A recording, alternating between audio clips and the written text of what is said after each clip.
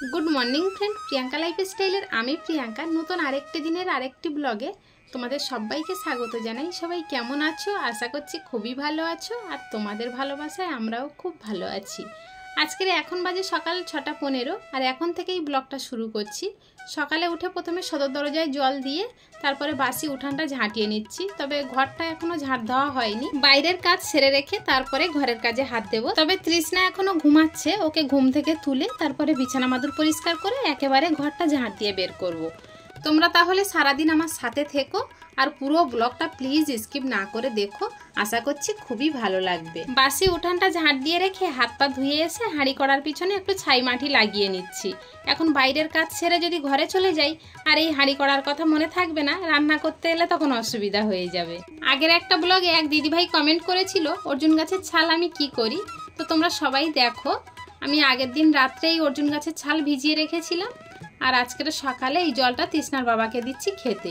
তৃষ্ণার বাবার তো হার্টের সমস্যা আর অর্জুন গাছের ছাল ভিজানো জল হার্টকে সুস্থ রাখে, সেই জন্যই প্রতিদিন 1 গ্লাস করে ওনাকে দেওয়ার আমি চেষ্টা করি। যেদিন ভুলবশত মনে থাকে না ভিজাতে তখন আর দেওয়া হয় না, কিন্তু আমি যতটা পারি চেষ্টা করি। আর আজকের শনিবার, তৃষ্ণার বাবার ছুটি, কিন্তু আজকে তবুও কলকাতায় যেতে হচ্ছে ওনার কিছু ব্যক্তিগত কাজের জন্য। তাই উনিও বেরিয়ে পড়লো আর আমি এদিকে সংসারের কাজে লেগে পড়লাম। কয়েকটা থালা বাসন ছিল সেগুলো মেজে আর ঘর মোছা জলটাও একসঙ্গে নিয়ে এলাম। চলো এবারে এই থালা বাসনগুলো উপর দিয়ে দিই, কিন্তু গতকাল রাত্রে যে থালা বাসনগুলো উপর দেওয়া ছিল সেগুলো আগে তুলে নিলাম, নিয়ে ভিজে থালা বাসন উপর করে দিলাম।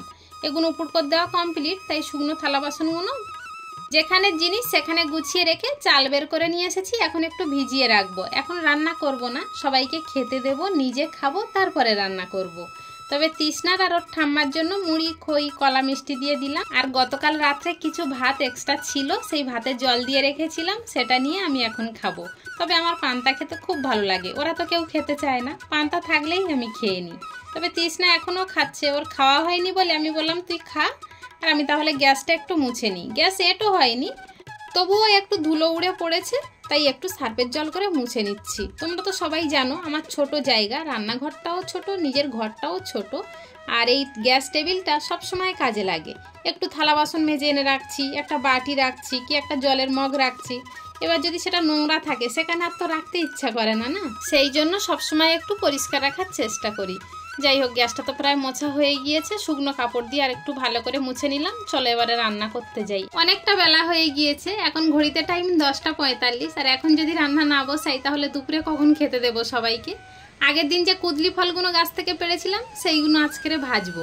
তার জন্য কড়াইতে তেলের উপরে দিয়েছি শুকনো লঙ্কা আর কালো জিরে, আর সুন্দর একটা সেন্ট বার হচ্ছে। তার কারণ হলো তেলের উপরে কালো জিরে দিয়েছি, আর কালো জিরে দিয়ে ভাজলে কুদলি ফল খেতে খুব সুন্দর লাগে। এদিকে কুদলি ফলটা বসিয়ে একটু ঢাকা দিয়ে চলে গিয়েছিলাম কাচাকুচি করতে। কাচাকুচি সেরে যেই না মেলে দিয়েছি অমনি এসেছে বৃষ্টি, আর সঙ্গে ঝোড়ো হাওয়াও রয়েছে। তাই আবার জামা কাপড়গুলো কিছুক্ষণ পরে তুলে নিয়েছি। দেখো আমার নারকেল গাছের পাতাগুলো কেমন নড়ছে, এই ঝোড়ো হাওয়াটা রয়েছে বলে কিছুক্ষণ পরে আবার মেঘটা উড়ে গিয়েছিল। আবার যখন হাওয়াটা বন্ধ করে দিয়েছিল তখন আবার একটু জোরে বৃষ্টি এসেছিল। একটু পরে কালো মেঘ সরে যেতেই আকাশটা খুব সুন্দর পরিষ্কার হয়ে গিয়েছিল, আর আকাশে তখন ওই সাদা তুলোর মতো মেঘগুলো ভেসে বেড়াচ্ছে। আর এই গাছের ফাঁক থেকে মেঘগুলোকে দেখলে মনে হচ্ছে মেঘের রূপ আরো দ্বিগুণ বেড়ে গিয়েছে। এখন মাঝে মধ্যেই বৃষ্টি হচ্ছে, আর সেই বৃষ্টির জল পেয়ে গাছগুলো কচি পাতা ছেড়েছে হালকা সবুজ কালারের। রৌদ্র পড়লেই গাছের পাতার কালারগুলো মন ভরিয়ে দিয়ে যায়।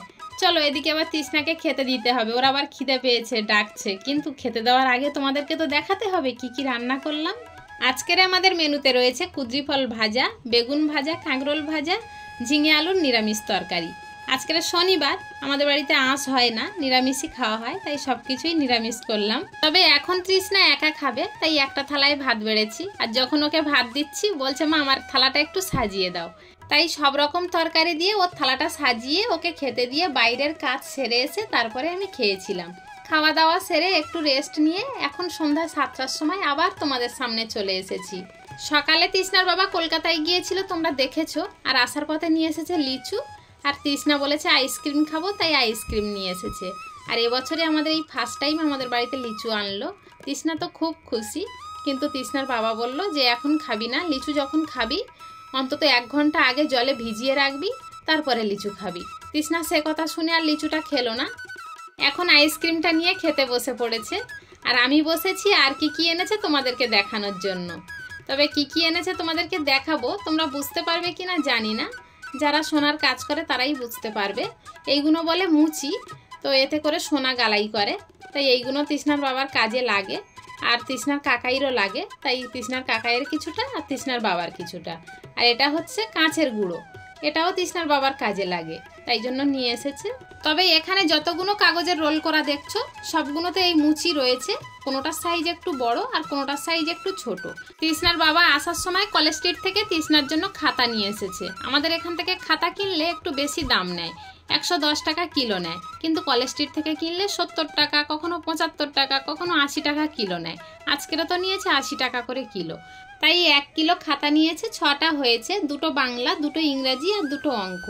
আর তৃষ্ণা এই খাতাগুলোতে লিখতে খুব ভালোবাসে, কারণ পৃষ্ঠাগুলো একটু মোটা হয়, তাই খাতাগুলো দেখে তো তৃষ্ণা খুব খুশি। আর একটা জিনিস তোমাদেরকে দেখানো হয়নি, তবে এগুলো কি সেটা পরে বলবো। তার আগে বলি, সোনার গহনার গায়ে যে ডিজাইনগুলো করা হয় এই দিয়েই করা হয়, আর এগুলোর আরেক নাম হলো ছেনি। সব জিনিসপত্র গুছিয়ে রেখে এখন চলে এসেছি আম কাটতে। তবে ভেবেছিলাম আমগুলো ছাড়িয়ে নেব, কিন্তু ছাড়ানো যাচ্ছে না, ওর ভিতরটা প্রচণ্ড নরম হয়ে গিয়েছে। এইভাবে খোসা ছাড়িয়েছি, কোনোটা ছাড়াতে পারিনি। এইভাবে পিস করে কেটে সবাইকে দিয়ে দিয়েছি। আর আজকের তৃষ্ণার বাবার শরীরটা একটু খারাপ লাগছিল, তাই আম খাওয়ার পরে বেশি আর দেরি করিনি, সবাইকে ভাত দিয়েছিলাম। তাহলে চলো আজকের ব্লগটা এখানেই শেষ করছি। দেখা হচ্ছে নতুন আরেকটি দিনে, নতুন আরেকটি ব্লগের সাথে। ততক্ষণ পর্যন্ত সবাই ভালো থেকো, সুস্থ থেকো, অলওয়েজ হ্যাপি থেকো। আর হ্যাঁ, আমায় মনে রেখো। টাটা।